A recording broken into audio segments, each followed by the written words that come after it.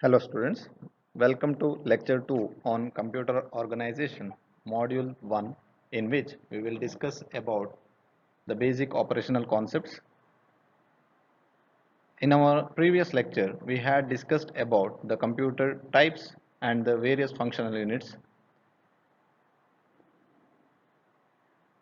In this particular lecture we will discuss about the transfer of data between the memory and the processor,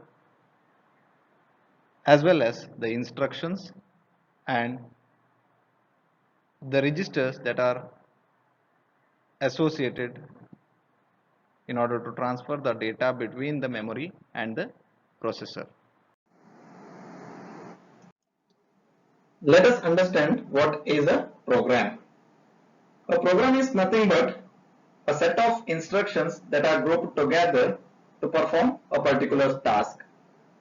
And these group of instructions are usually written in higher level language, which is understandable by the user.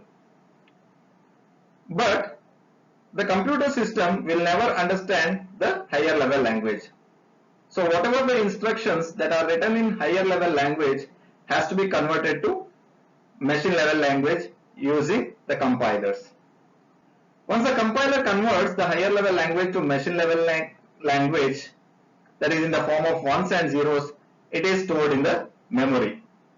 When a particular instruction gets executed in the processor fetches the data as well as instructions from the memory and performs a particular operation. Let us consider an example of adding two numbers.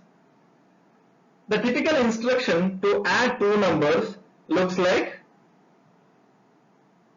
add location A, R0. Here, this location A and location R0, location A and R0 are the address of a memory. So the address holds some data. For example, let us consider a block of. Now let us consider this as a memory. It has 1, 2, 3, 4, 5, 6, 7, 8, 9 locations. Let us consider it as a 9 locations. And each location should have a unique name. That is, even the name is represented in binary and it should be unique. For example, since we have 9 different locations here, we can name it as 0, 0, 0, 0, 0, 1, 0, 1, 0, 0, 1, 1, 1, 0, 0, 1, 0, 1, 1, 1, 0, 1, 1, 1, and it continues so on. So each and every location should have an unique address. So here, let me consider any one of these address that corresponds to location A. For example, location A corresponds to the address 100 and R0 corresponds to the location 000. Now let me assume in the location 000 I have the number 2 and I have in the location A, that is 100, I have some value as 7. So after the execution of this instruction, the content of R0, that is the address 000, will be replaced by the result after adding the content 2 and 7. So this location 000 will be replaced by sum of 7 plus 2, that is 9, keeping the original content of location A intact without changing it.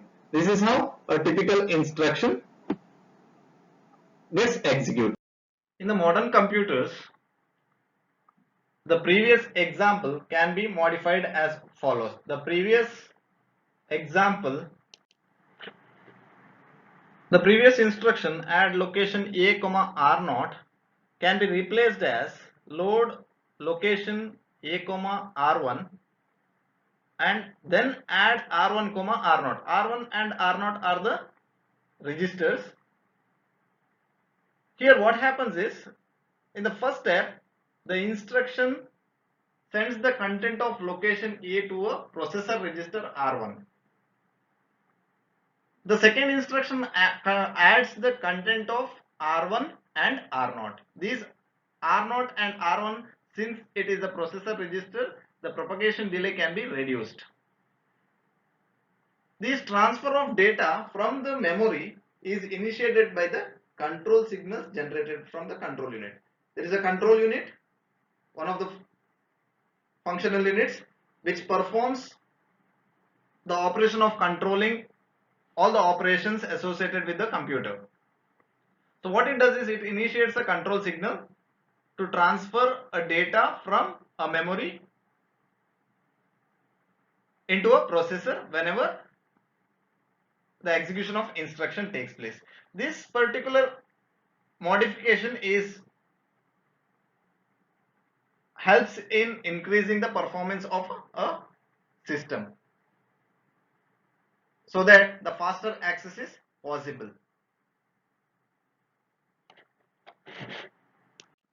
As compared to the previous instruction, the second instruction add r1 comma r0,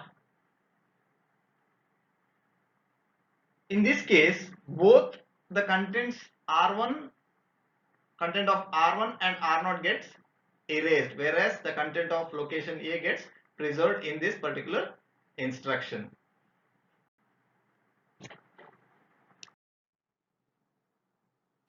This particular diagram shows the connections between the processor and memory. We know that the instructions are stored in the memory. All the programs are stored in memory. In order to execute those instructions, it is necessary to transfer the contents or the instructions that are present in the memory into the processor. This can be carried out by the bus.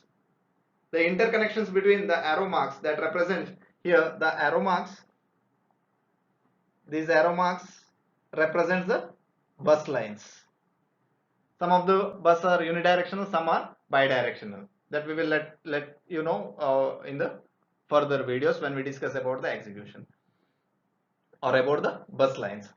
So here, along with the control unit and the arithmetic logic unit inside a processor, we also have some of the special purpose registers such as MAR, that is nothing but the memory address register. We have memory data register, we have program counter, instruction register, and we have the general purpose registers. It is very important to understand the flow of execution or the process of execution of instructions before understanding what exactly these registers or how exactly these registers perform. So now let us consider we have some a task to perform. It has some of the instructions. Let us assume we have some four or some instructions. I have written is that it has instruction 1, instruction 2, instruction 3, instruction 4, and so on. Now this is the address. This is the address, and this is the task that has to be performed. Task to be performed.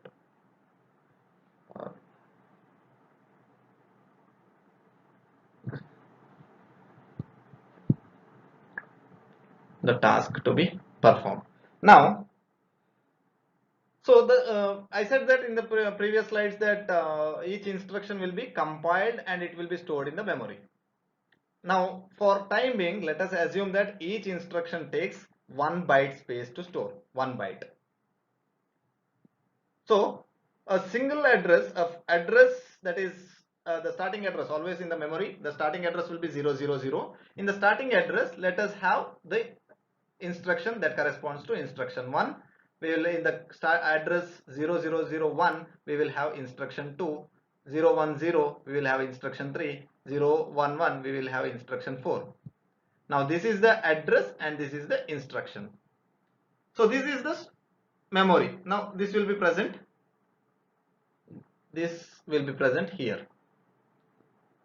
Now if you want to perform, if you want to execute it, this has to be transferred. This has to be transferred to the processor, or for example, if it is an addition instruction, then it has to be transferred to ALU under the supervision of control unit, under the supervision of control unit.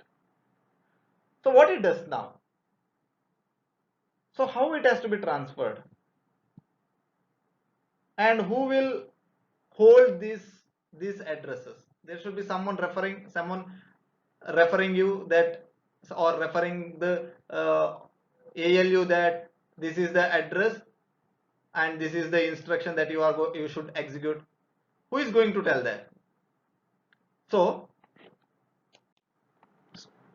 these are the registers that are associated with ALU or the processor, that tells the ALU that which particular instruction is being executed, what is the data corresponding to that. All those informations are present in these special purpose registers as well as the general purpose registers. Those information that corresponds to the instructions are typically present in these 4 special purpose registers. Now how the execution takes place? The execution always starts from the these kind of instructions are the sequential execution. Here first the instruction that corresponds, or the instruction that is pointed by the address 000 will be executed, then it goes to the next location, then it goes to the next, and so on. It continues till the last instruction is being executed. So here it is the sequential execution, that is the first instruction executes first, the next instruction executes next. So to keep the track of these address or the instructions, we have the program counter. Now let us see what the each and every individual instruction or individual registers functionality. The instruction register is one of the special purpose registers that holds the currently executed instruction, and the program counter is a special purpose register that holds the address of the instruction that has to be executed next. Let us consider one block of memory pointed by address 0000. Let me take the instruction 1. Now within the memory, this instruction may have a format of 1100. Let us assume that this is the representation of instruction 1. Now this particular value will be present in instruction register when this particular instruction is being executed. When this particular instruction is executed, the binary equivalent of instruction 1 is present in instruction register. Then if that is the case, what is the program counter, and what is the difference between the program counter and the instruction register? Program counter holds the address of instruction that has to be executed next. For example, if the next instruction here, in this case, let us assume that we have one more instruction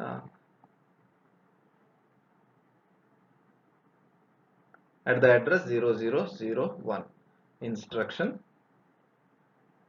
2.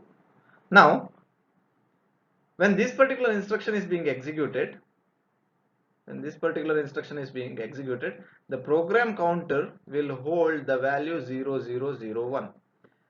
This program counter holds the address of next instruction, that is instruction 2 in this case, address of the next instruction that is to be fetched next and executed. Whatever instruction has to be fetched next, the address of that particular instruction is present in the program counter. So the program counter deals with address, whereas the instruction register deals with the instruction. It holds the instruction. This is one major difference. This memory address register and the memory data register, these are the two registers that are helpful in accessing the data and the address from the memory. Whenever there is a data transfer taking place between the memory and the processor, this MAR and MDR registers behaves as an intermediate between the processor. For example, if we have a processor and I'll name it as ALU, and we have memory. We all know that all the data that are present, all the data and the instructions are present in the memory. If there should be any process or execution to be taking place, there should be some data that is being transferred from the memory to ALU and some data that is being transferred from the ALU to the memory, or in particular it is not the ALU, it is in particular the processor. If there is any arithmetic and logical instructions, only then the data has to be transferred to the ALU, else it is the processor. The data exchange takes place between the processor and the memory, and here this MAR and MDR behaves as a intermediate stage. MAR and MDR, these two registers behaves as an intermediate between the memory and the processor. So here the MAR holds the address. For example, here the PC holds the next instruction that has to be fetched from the memory. From where it has to be fetched? It has to be fetched from the memory. See here, let me assume one memory. 0100 is the memory. There we have some instruction 8 that has some binary representation as this is, let this be the binary representation. Now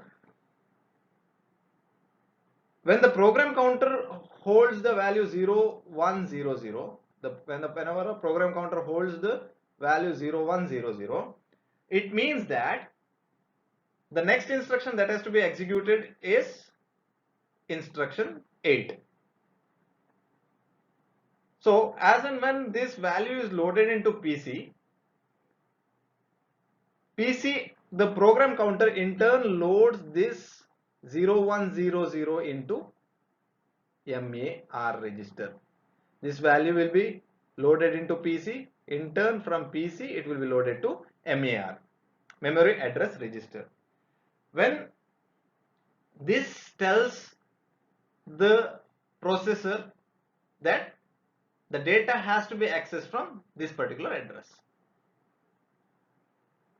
the PC holds the address of next instruction to be executed. The MAR points the processor that the data that has to be fetched next, or the data that has to be moved from the memory to ALU, is pointed by the address 0100 through the PC. Whereas MDR is the memory data register. The data that is present, see, for example, here I said that 0100 is the address. Now we need to, the processor has to fetch the data that is present in the address 0100, that is instruction 8. So this instruction 8 needs an intermediate carrier, or it needs an intermediate carrier that carries the data from the memory to the processor. So that is the MDR. So the memory data register MDR holds data pointed by MAR. Whatever address is present, whatever the content is present in MAR, it is the address. So the transfer of data takes place through MAR. Whatever the address is pointed by MAR, from that particular address, the data will be transferred from either from memory to processor or from processor to memory. Next we have the general purpose registers.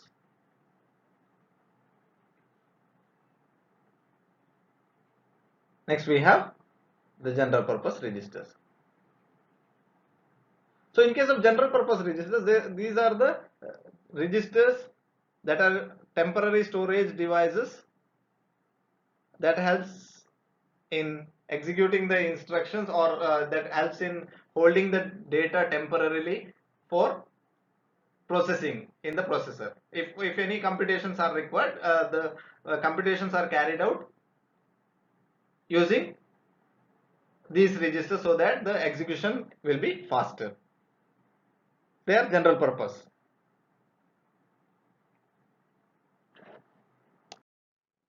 Once we have understood all the functionalities of the registers as well as the importance of registers, it is important for us to discuss about the operating steps.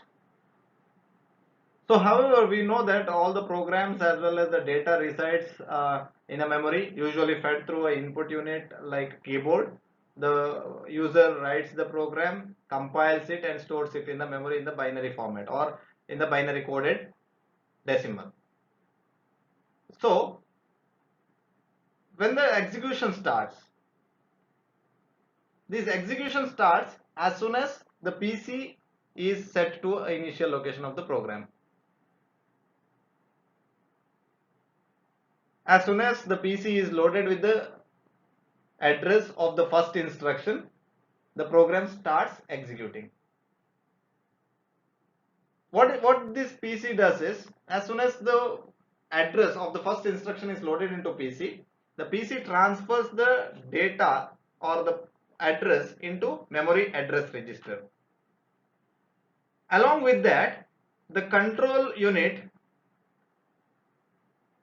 see, once the address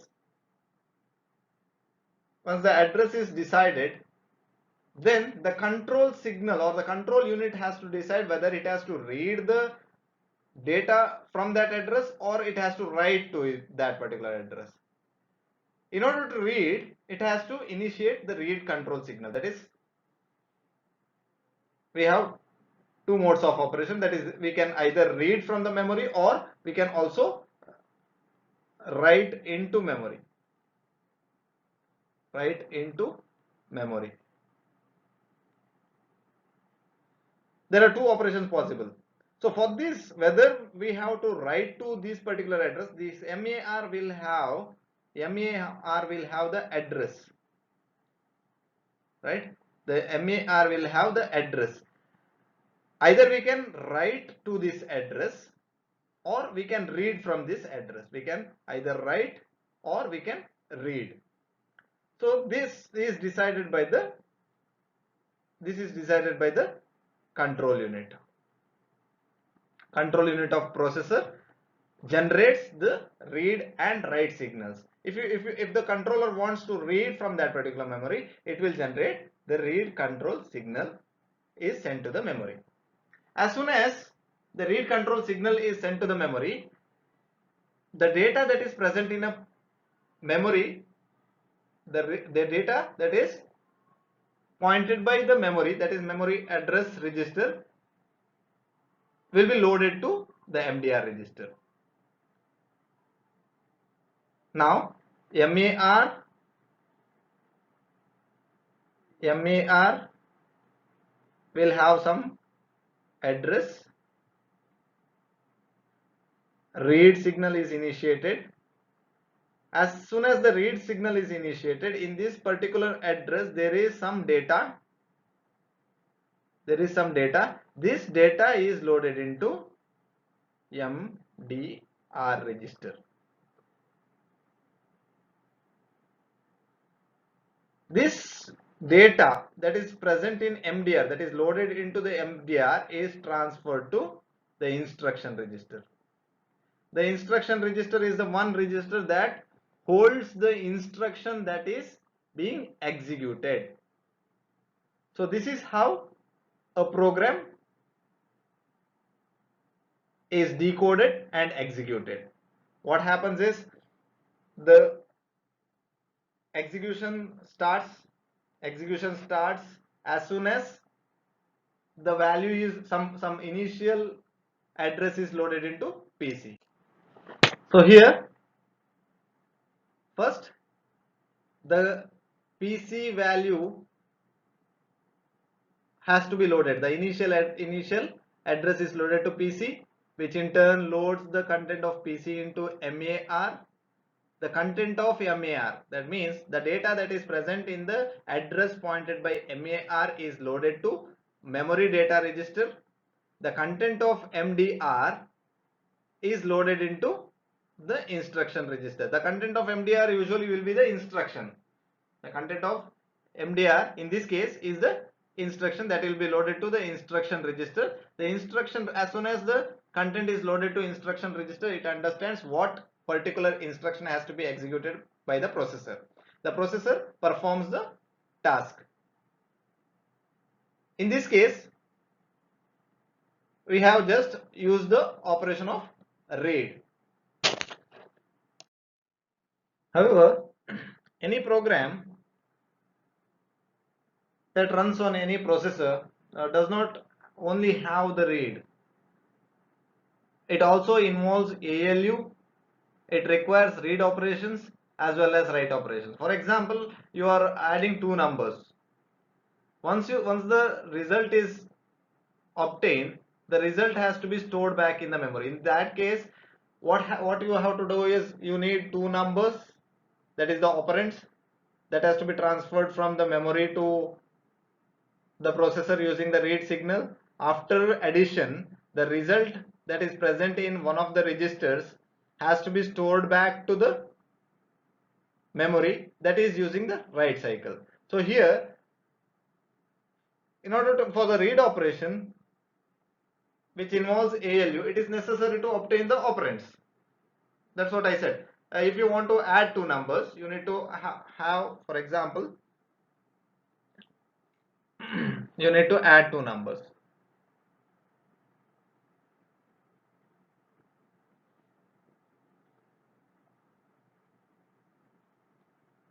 R1, R0.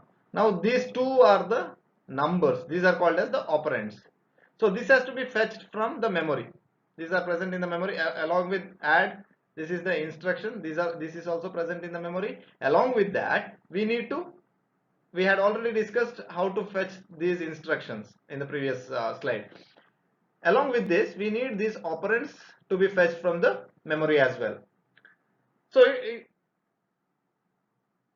this operands has to be fetched by sending the address to the MAR register.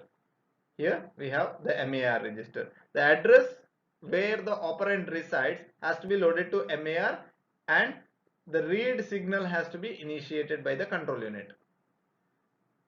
The data in the address that is pointed by MAR, the data in the address pointed by MAR is loaded into the MDR register.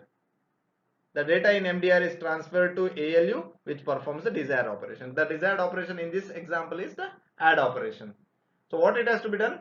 It has to understand what is add. Since add involves ALU, we need to fetch the operand from the memory, and it is done using the memory address register. The address of the operands are loaded into MAR, which in turn loads the data that is present in MAR address into MDR register. The data that is present in MDR register is transferred to ALU for further processing. After the completion, it performs the add operation, and if the two numbers are, for example, 8 plus 5, the result will be 13. This 13 will be present in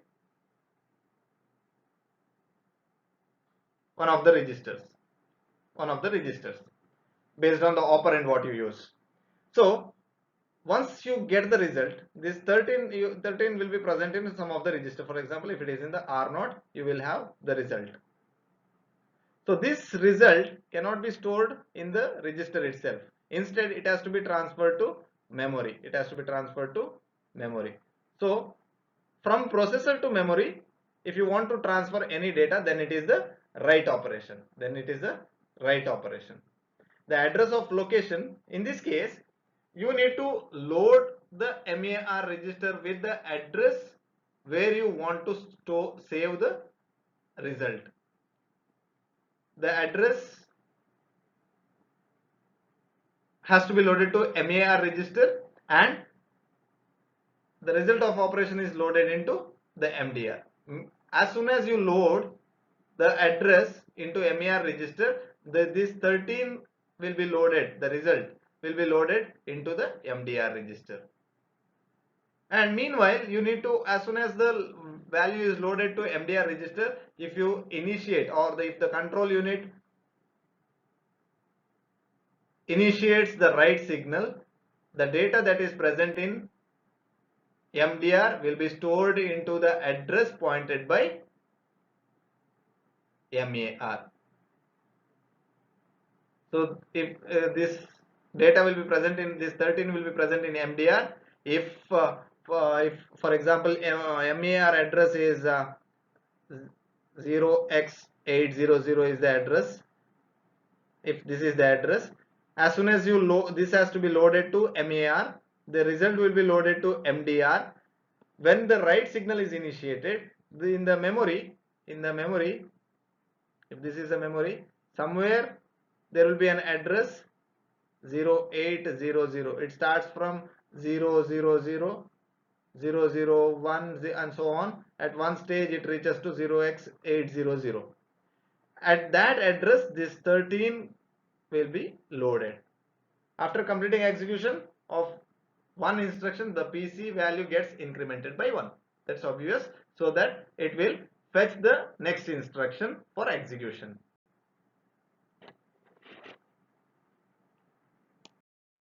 The computer systems are designed not only to perform any task, it also is designed to accept the data from the external devices through input devices and send the output through the output devices.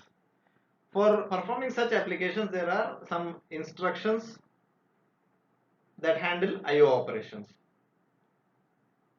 In such cases, for example, you people may be using your mobile phones and you will be watching some videos. Meanwhile, you get a call. What happens immediately? Your videos get stopped and you can directly receive the call.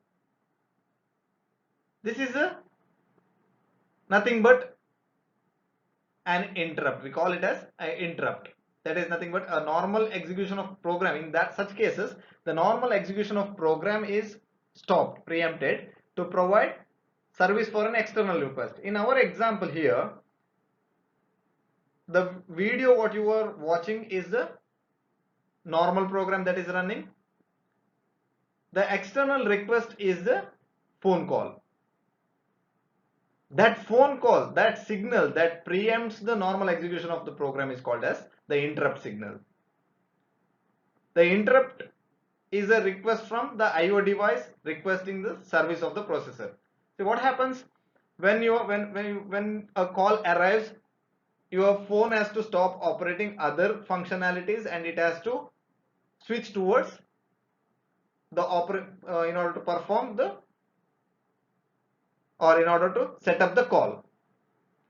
So same way, when an interrupt signal arrives, it stops the normal execution of the program and it gives request to the IO device that is requesting the service of processors. The processor provides the requested service by executing the set of instructions. See now, once the call arrives, there are some tasks that has to be performed only when the call is arriving, or when you are on call, there are some set of code that has to be run. So this set of code need not be running throughout when you have your phone, or only when the call arrives you need to run those set of codes. So such codes will be written separately, and such kind of codes are called as interrupt service routine. The interrupt service routine will hold the instructions that has to be run when an interrupt signal arrives. This is about the interrupts. By this, we have come to an end of lecture 2, where we had discussed many topics about the operational concepts. And in the next video, we will be discussing about the bus structures and the software as well. Thank you.